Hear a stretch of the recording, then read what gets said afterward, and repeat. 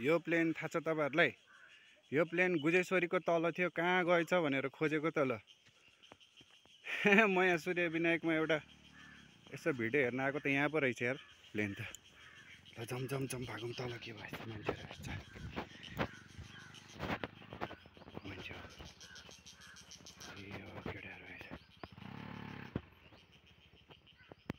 यो प्लेन पहिला कहाँ थियो? पहिला यो प्लेन गुजेश्वरीको तल थियो हो किन, गुजेश्वरीको एयरपोर्टको तलपट्टि ठ्याक्कै हैन त साथीहरू। अहिले हेर्नुस् त के ल्याएछ, पालहरू टाङ्न फोहोर फाल्न सक्तो बनाइछ। यसको माथि म सानो बेला कति उफ्रिन्थेँ यार, चङ्गा उडाउन जान्थेँ डाँडाको त माथि। पहिला खुल्ला थियो नि उता गुजेश्वरीमा, अहिले पो कस्तो घरहरू बनेर। यस्तो दामी प्लेन त यहाँ ल्याएर राखेछ त्यो प्लेन। यो प्लेन हजुर यो को केटा पाइलट बाबा भन्दै आइरहेछ।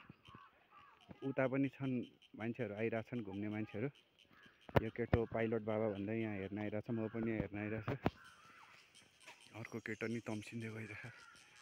यही प्लेन हो साथीहरू, नजिकबाट हेरौँ। यो तल स्ट्यान्ड लगाएर राखेको छ। हामी यहाँबाट यस्तो स्ट्यान्ड चढेर ढोका चढेर जान्छौँ, यहाँबाट भित्र छिर्ने हो। यो प्लेन त यहाँ ल्याएर पो ठोकेर राखेको रहेछ। कतिपय साथीहरूलाई थाहा छ, कतिपय साथीहरूले बुझ्नु पनि हुन्छ। कतिपय साथीहरू चढ्नु पनि भएको छ, उफ्रिनु भएको छ। अहिले पनि इभन यहाँ केटाकेटीहरू बच्चाबच्चीहरू हेर त उफ्रिन्छन्। यस्तो प्लेनलाई उडाइदिन्छन् हैन। यो टिनको डब्बा के छ, यो सबै ढ्वाङसाङ हालेर टिन सिन ठोकठाक पारेर यस्तो